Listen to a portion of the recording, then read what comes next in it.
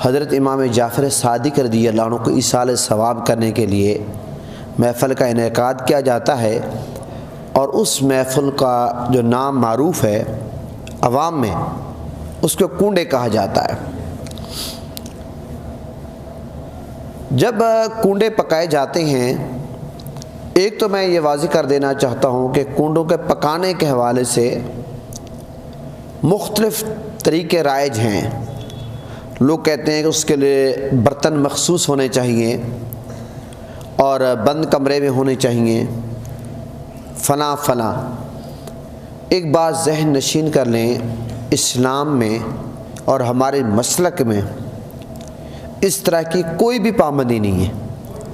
حضرت امام جعفر صادق رضی اللہ عنہ کے ایصال ثواب کے لیے آپ محفل کا انعقاد رات کو بھی کر سکتے ہیں، آپ صبح کو بھی کر سکتے ہیں، آپ شام کو بھی کر سکتے ہیں، کسی بھی وقت کر سکتے ہیں۔ اور یہ کوئی ضروری نہیں کہ آپ اس موقع پر حلوہ پوری پکائیں، کوئی بھی چیز آپ پکا سکتے ہیں حسب توفیق، اور آپ لوگوں کو کھلا سکتے ہیں، اور اگر زیادہ لوگوں کو آپ نہیں کھلا سکتے اپنے گھر والوں کو کھلا دیں۔ اور یہ بات بھی ذہن نشین کر لیں کہ یہ جو کنڈے ہیں، جو ایصال ثواب کی محفل ہے، نہ یہ فرض ہے، نہ یہ واجب ہے، نہ یہ سنت موقدہ ہے، یہ محض مستحب عمل ہے جو بزرگان دین سے چلا آ رہا ہے۔ اب آپ کہیں گے مستحب کیا ہے؟ مستحب اس کو کہتے ہیں کہ جس کو کرے ثواب ہے، نہ کرنے پہ گناہ نہیں ملتا۔ کوئی بندہ کنڈوں کا اہتمام کرتا ہے، حضرت امام جعفر صادق رضی اللہ عنہ کو ایصال ثواب کے لیے محفل کا اہتمام کرتا ہے تو ٹھیک ہے، سبحان اللہ۔ اور اگر کوئی بندہ نہیں کرتا تو ہم اس کو غلط نہیں کہہ سکتے، ہم اس پر پریشر نہیں ڈال سکتے، ہم اس کو معاذ اللہ یہ نہیں کہہ سکتے بھی آپ تو گستاخ ہیں، آپ نے حضرت امام جعفر صادق رضی اللہ عنہ کے کنڈے کیوں نہیں پکائے، کیا آپ اہل بیت سے محبت نہیں کرتے؟ اس طرح کی باتیں ہم نہیں کر سکتے۔ کیوں؟ جس چیز کو شریعت نے لازم نہیں کیا اس چیز کو ہم عوام پر پریشر دے کر لازم نہیں کرا سکتے، یہ بات یاد رکھیں۔ ہم شریعت کے تابع ہیں، شریعت ہمارے تابع نہیں ہے۔ اچھا، جب کنڈوں کا اہتمام کیا جاتا ہے، اس موقع پر لوگ ایک سوال یہ بھی کرتے ہیں، جناب کیونکہ حضرت امیر معاویہ رضی اللہ عنہ کا یوم وصال ایک تاریخ کے مطابق 22 یہ ہے رجب کو ہے، تو بعض لوگ کہتے ہیں کہ جناب آپ جب یہ کنڈوں کا اہتمام کرتے ہیں 22 رجب کو، آپ حضرت امیر معاویہ کے وصال پر خوشی کرتی ہیں۔ میں ان کی خدمت میں عرض کرنا چاہتا ہوں، ہم اہل سنت و جماعت ہیں،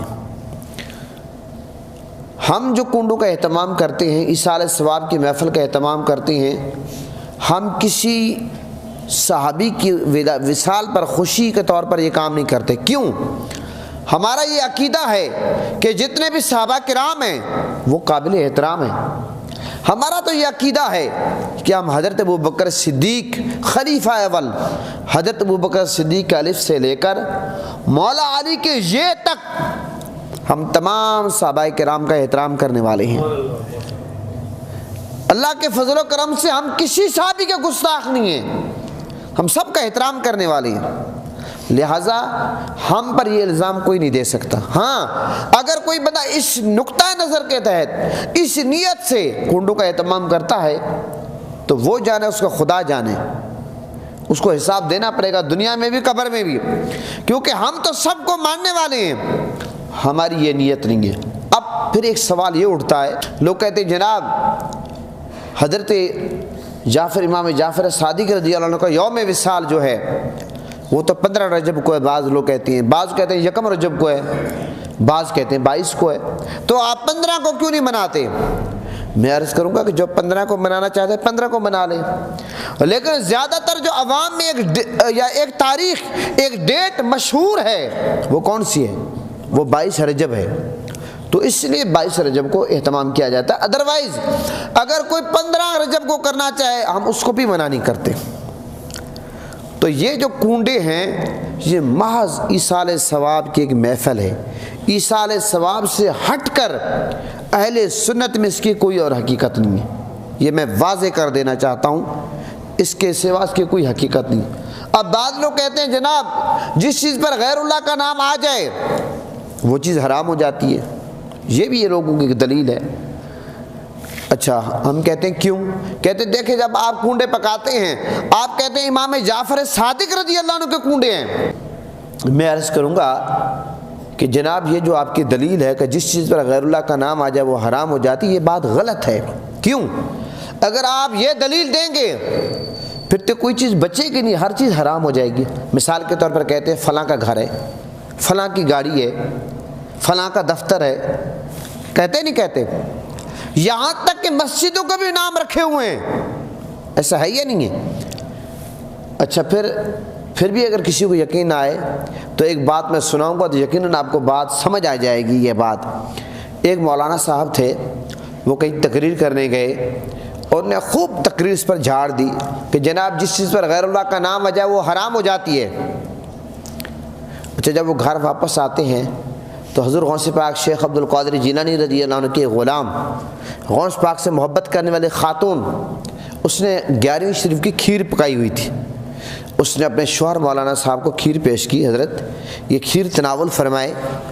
تو مولانا صاحب نے کہا میں تو ابھی تقریر کر کے آیا ہوں، جس چیز پر غیر اللہ کا نام آ جائے وہ حرام ہو جاتی ہے۔ وہ جو خاتون تھی وہ غوث پاک کی غلام تھی، وہ بڑی سمجھدار تھی، وہ حاضر دماغ تھی۔ وہ کہنے لگی ارے مولانا یہ آپ کیا کہہ رہے ہیں؟ جس چیز پر غیر اللہ کا نام آ جائے وہ حرام ہو جاتی ہے۔ پھر تو میں بھی آپ پر حرام ہو گئی ہوں، کیونکہ لوگ مجھے اللہ کی بیوی تو نہیں کہتے، اللہ تو بیوی سے پاک ہے، لوگ تو مجھے مولانا کی بیوی کہتے ہیں۔ تو اس وقت وہ مولانا کو بات سمجھ آئی۔ محترم حضرات، اعتراض کرنے سے پہلے سوچنا چاہیے، کسی پر سوال اٹھانے سے پہلے سوچنا چاہیے، کہیں یہ اعتراض ہم پہ تو نہیں فٹ ہو جائے گا، سوچنا چاہیے۔ اب اس لیے تو بزرگ کہتے ہیں پہلے تولو بعد میں بولو۔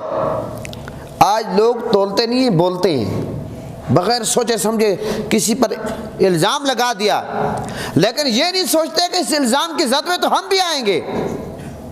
آپ سمجھ گئے؟ وہ صرف یہ معاملہ ہے جس سے بغیر اللہ کا نام آ جائے وہ حرام ہو جاتی ہے، کہ جب آپ جانور ذبح کرتے ہیں، ذبیحہ کا جو معاملہ ہے، اس وقت اگر آپ بسم اللہ اللہ اکبر کے بجائے آپ کہہ دیتے ہیں یا غوث اعظم دستگیر، جانور حرام ہو گیا۔ لیکن ہمارا نقطہ نظر کیا ہے؟ وہ 11ویں ہو، وہ 12ویں ہو، چہلم ہو، تیجا ہو، کنڈے ہوں، چھٹی شریف ہو، ہمارے ہاں جتنی بھی محفل ہوتی ہے، پروگرام ہوتے ہیں، ہمارا نقطہ نظر یہ ہوتا ہے ہم الحمدللہ اللہ تعالیٰ کو وحدہ لا شریک مانتے ہیں، نبی پاک صلی اللہ علیہ وسلم کو آخری نبی مانتے ہیں۔ ہمارا نقطہ نظر یہ ہوتا ہے کہ اللہ کے نام پر ہم جانور ذبح کرتے ہیں، اس کے بعد بطور ایصال ثواب کے جو قرآن پاک کی تلاوت ہوتی ہے، درود شریف ہوتا ہے، استغفار ہوتا ہے، اور جو بھی ہم نے پکایا ہوتا ہے حسب توفیق، کسی نے چنے پکائے، کسی نے بکرا پکایا، کسی نے حلوہ پکایا، کسی نے چاول پکائے، کسی نے ٹافیاں تقسیم کی، جو بھی کیا، اس کے بعد ہم کہتے ہیں اللہ کی بارگاہ میں فریاد کرتے ہیں یا اللہ اس کا ثواب تیرے محبوب کی بارگاہ میں پیش کرتے قبول فرما۔ یا اللہ اپنے محبوب کے وسیلے سے تمام انبیاء کرام، صحابہ کرام، اہل بیت، ازواج محترمات، اولیاء کرام، بزرگان دین، بالخصوص یا اللہ اس کا ثواب حضرت امام جعفر صادق رضی اللہ عنہ کے بارگاہ اقدس میں پیش کرتے قبول فرما۔ یہ ہے ہمارے ایصال ثواب کا طریقہ۔ بالخصوص جس کے لیے محفل کا اہتمام کیا اس کو پیش کرتے ہیں، بالعموم آقا علیہ السلام کی پوری امت کو پیش کرتے ہیں، یہ ہمارا طریقہ ہے۔ باقی جہاں تک حضرت امیر معاویہ رضی اللہ عنہ کا معاملہ ہے، ہمارے نزدیک وہ صحابی رسول ہیں اور وہ قابل احترام ہیں، وہ کاتب وحی ہیں، ہم اہل سنت ہیں، ہم کسی بھی صحابی کے گستاخی کے بارے میں سوچ بھی نہیں سکتے۔ دنیا کا کوئی غوث ہو، کوئی قطب ہو، کوئی ابدال ہو، وہ صحابی کے مقام تک نہیں پہنچ سکتا۔ کیوں؟ کہ صحابی نماز سے نہیں بنتا، صحابی روزے سے نہیں بنتا، صحابی حج سے نہیں بنتا، صحابی زکوٰۃ سے نہیں بنتا، صحابی دیدار مصطفیٰ سے بنتا ہے۔ اب آپ بات سمجھ گئے؟ یہ کنڈے کیا ہیں؟ یہ ایصال ثواب ہے، اس کے سوا اس کے علاوہ کنڈوں کی اور کوئی حقیقت نہیں۔ اور اگر کوئی بندہ اور سوچ رکھ کر اس سے ہٹ کر کنڈے کرتا ہے، اس سے ہمارا کوئی تعلق نہیں ہے۔